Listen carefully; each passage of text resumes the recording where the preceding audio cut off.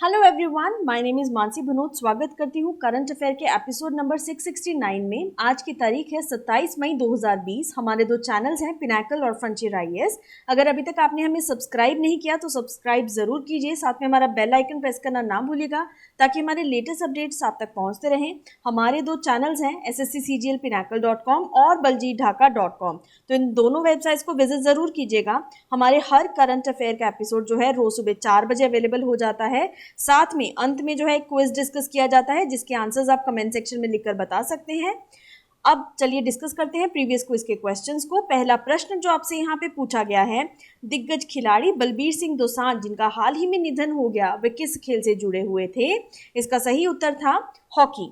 दूसरा प्रश्न जो आपसे पूछा गया था, एसएससी के अध्यक्ष बी.आर. शर्मा को किस राज्य केंद्र शासित प्रदेश के लोक सेवा आयोग के प्रमुख के रूप में नियुक्त किया गया है? तो इसका सही आंसर है जम्मू और कश्मीर। चलिए अब बात करते हैं आज के पहले प्रश्न की। संयुक्त राष्ट्र के जेंडर एडवोकेट पुरस्कार से सम्मानित होने वाली पहली भारतीय शांति दूत कौन होंगी? तो इसका सही आंसर है मेजर सुमन गावनी। सो सी जो है इसका सही आंसर है। यहाँ पे आप तस्वीर में देख सकते हैं, संयुक्त राष्ट्र की ओर से दक्षिण सूडान में संयुक्त राष्ट्र के मिशन के साथ काम करने वाली भारतीय आर्मी ऑफिसर और महिला शांति दूत सुमन गावनी के साथ ब्राजील की महिला कमांडर कार्ला मोंटेरियो डी कास्ट्रो को सम्मानित किया जाएगा। इन दोनों ने यूएस मिशन में अहम भूमिका निभाई, इसीलिए इनका चयन हर साल दिए जाने वाले United nation military gender advocate of the year 2019 के लिए किया गया। सुमन गावनी ने हाल ही में दक्षिण सूडान में अपना मिशन पूरा किया है। यूएन महासचिव एंटोनियो ग्यूटरेस ने दोनों को पावरफुल रोल मॉडल्स बताया। ग्यूटरेस दोनों को संयुक्त राष्ट्र शांति रक्षक अंतर्राष्ट्रीय दिवस के लिए 29 मई को एक ऑनलाइन कार्यक्रम के जरिए सम्मानित करेंगे। चलिए अब यहाँ पे आपको रिवीजन के लिए याद दिला दूं, India next ambassador to the United Nation जो बनेंगे वो सही नाम है टीएस तिरुमूर्ति। चलिए बात करते हैं अब अगले प्रश्न की। प्रश्न नंबर 2, सिद्धार्थ मुखर्जी को न्यूयॉर्क में अर्थव्यवस्था को पुनर्जीवित करने के लिए गठित कमीशन के सदस्य के रूप में नियुक्त किया गया है। आपको बताना है वे किस पुरस्कार के विजेता हैं। तो वो पुलित्जर पुरस्कार के विजेता हैं। तो इसका सही आंसर है बी। पुलित्जर विजेता भारतीय अमेरिकी चिकित्सक सिद्धार्थ मुखर्जी को न्यूयॉर्क के आयोग के सदस्य के रूप में नियुक्त किया गया है। यह आयोग राज्य की अर्थव्यवस्था को पुनर्जीवित करने में मदद करने के लिए स्थापित किया गया है, जो कोरोना वायरस महामारी में बुरी तरह से प्रभावित हो गया है। मुखर्जी ने 2011 में अपनी पुस्तक the emperor of all maladies a biography of cancer के लिए पुलित्जर पुरस्कार जीता था। एक अन्य भारतीय मूल के उच्च शिक्षा नेता सतीश त्रिपाठी को भी न्यूयॉर्क के गवर्नर एंड्रयू क्यूमो द्वारा कमीशन के सदस्य के रूप में नामित किया गया है। चलिए अब यहाँ पे आपको बता दूं, रिवीजन के लिए एशिया ओशनिया श्रेणी में भारत का पहला फेड कप हार्ट अवार्ड किसने जीता है? तो उसका सही आंसर है सानिया। चलिए अब बात करते हैं अगले प्रश्न की। जेमी हैम्पटन ने हाल ही में पेशेवर टेनिस से संन्यास की घोषणा की है। वे किस खेल से किस देश से है बिलोंग करती हैं? तो उसका सही आंसर है यूएसए। यहाँ पे आप तस्वीर में इनको देख सकते हैं। अमेरिकी टेनिस स्टार जेमी हैम्पटन ने पिछले 6 वर्षों के दौरान चोटों के कारण 30 वर्ष की आयु में ही पेशेवर टेनिस से संन्यास की घोषणा की। अलबामा के खिलाड़ी में 2013 में अपने कैरियर की ऊंचाइयों को विश्व रैंक 24 तक पहुंचाया। इसके बाद उनका आखिरी खेल जो है आधिकारिक मैच 6 साल पहले खेला गया था, क्योंकि उन्हें उस समय कई चोटें लगी थी। तो अब जो है इन्होंने संन्यास ले लिया। अब यहाँ पे आपको एडिशनल इन्फॉर्मेशन के लिए बता दूं, स्पेनिश फुटबॉल खिलाड़ी और एथलेटिक एरिस एड्यूरिस ने हाल ही में अपनी सेवानिवृत्ति की घोषणा की है। रिवीजन के लिए यहाँ पे आपको बता दूं, भारत की पैरा ओलंपिक समिति के अध्यक्ष पद पर कार्यरत होने के लिए किसने सेवानिवृत्ति की घोषणा की है? तो उसका सही आंसर है दीपा मलिक। तो चलिए अब बात करते हैं अगले प्रश्न की। प्रश्न नंबर 4, जस्टिस ए.के. सिकरी ने हाल ही में भारतीय विवाद समाधान केंद्र का उद्घाटन किया है। अब यह किस देश के अंतर्राष्ट्रीय वाणिज्यिक न्यायालय में अंतर्राष्ट्रीय न्यायाधीश है? तो इसका सही आंसर है बी, सिंगापुर। उच्चतम न्यायालय के पूर्व न्यायाधीश ए.के. सिकरी ने भारतीय विवाद समाधान केंद्र DRC का उद्घाटन किया है, जो कागज रहित विवाद समाधान का माहौल मुहैया करता है।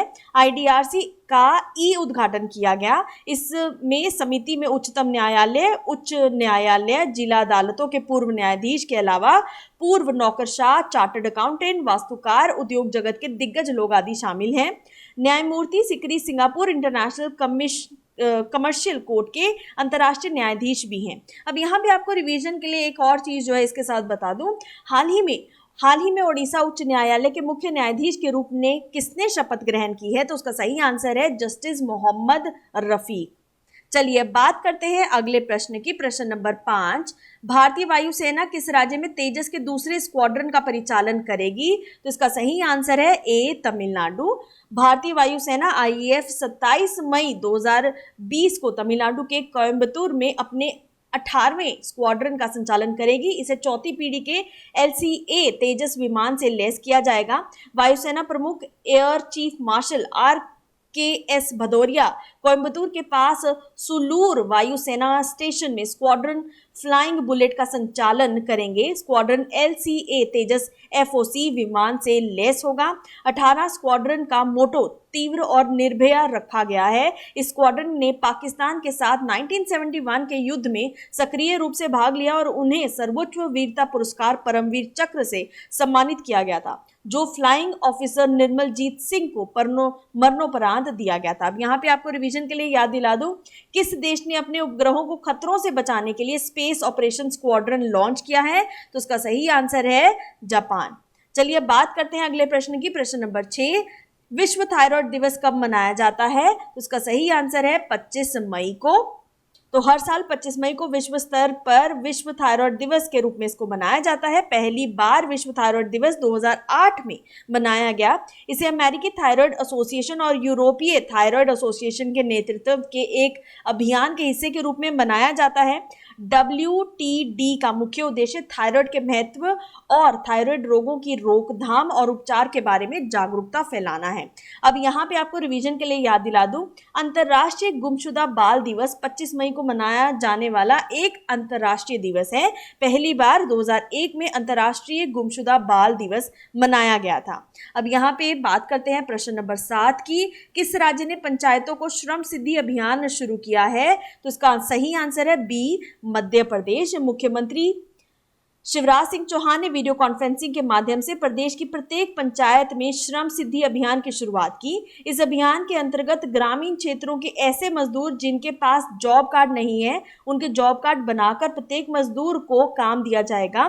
कुशल मजदूरों को उनकी योग्यता के अनुसार काम दिए जाएंगे। इससे अच्छा कार्य करने वाली ग्राम पंचायतों को प्रथम पुरस्कार के रूप में 2 लाख रुपए की राशि और 1 लाख रुपए की राशि द्वितीय पुरस्कार के लिए और 50,000 रुपए की राशि तृतीय पुरस्कार के रूप में प्रदान की जाएगी।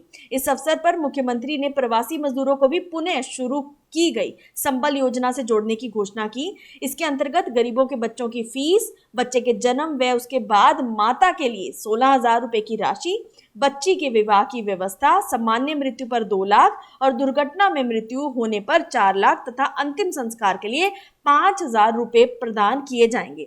यहाँ पर आप तस्वीर में देख सकते हैं, डैम्स और रिवर की बात की जाए तो गांधी सागर डैम, चंबल रिवर पर, इंदिरा सागर डैम, नर्मदा रिवर पर। नेशनल पार्क्स की बात की जाए तो Kanha tiger reserve, Panna national park, Pench national park, Bandhavgarh national park. Governor हैं यहाँ के लालजी टंडन, कैपिटल है Bhopal.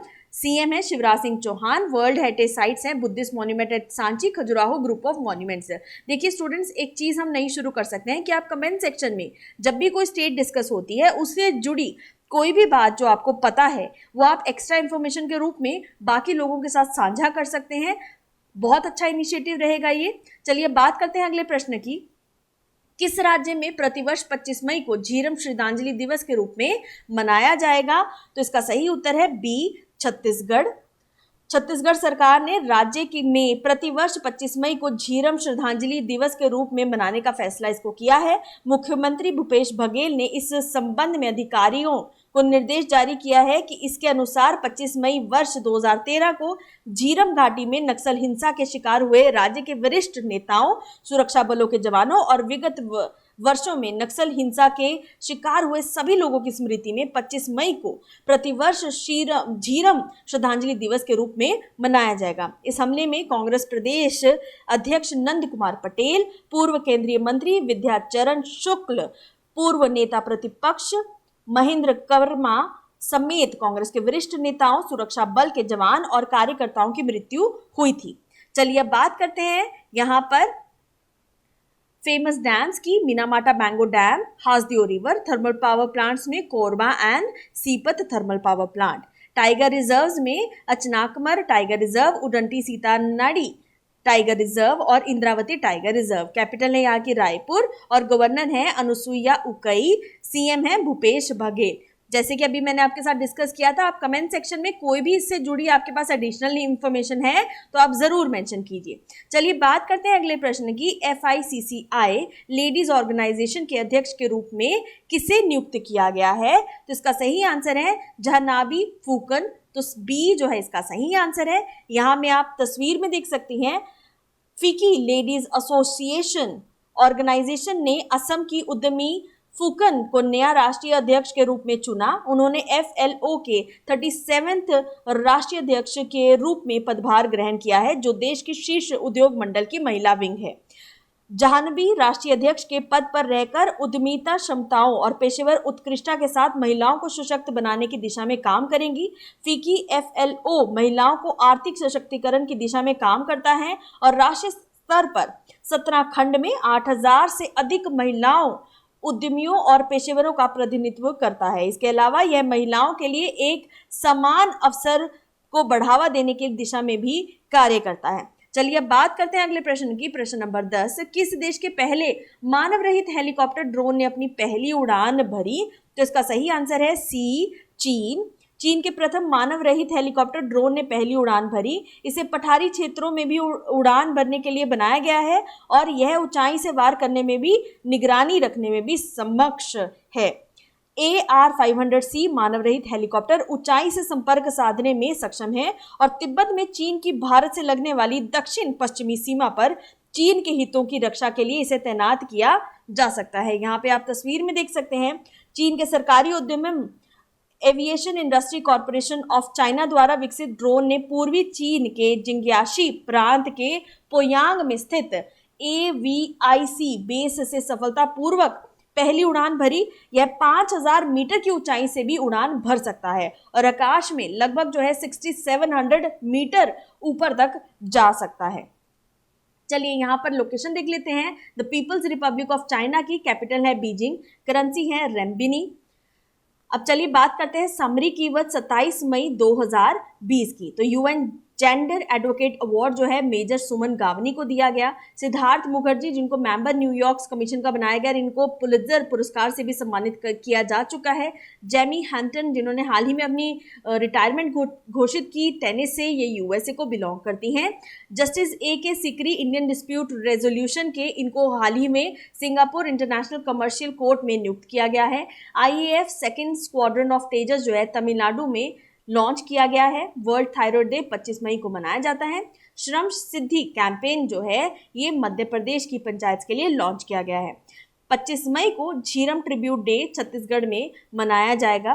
President FICCI ladies organisation के असम की जाह्नवी फूकन को बनाया गया है। First unmanned helicopter drone maiden flight जो है चाइना के द्वारा लॉन्च की गई है। चलिए बात करते हैं क्विज फॉर द डे की। संयुक्त राष्ट्र के जेंडर एडवोकेट पुरस्कार से सम्मानित होने वाली पहली भारतीय शांति दूत कौन होंगी? दूसरा प्रश्न जो आपसे यहाँ पे पूछा गया है, किस राज्य में प्रतिवर्ष 25 मई को झीरम श्रद्धांजलि दिवस के रूप में मनाया जाएगा? दोनों आंसर आप कमेंट सेक्शन में लिखकर बता सकते हैं और साथ ही साथ हमें सब्सक्राइब करना ना भूलिएगा और हमारा बेल आइकन प्रेस करना ना भूलिएगा। Stay safe, stay home. Thank you very much.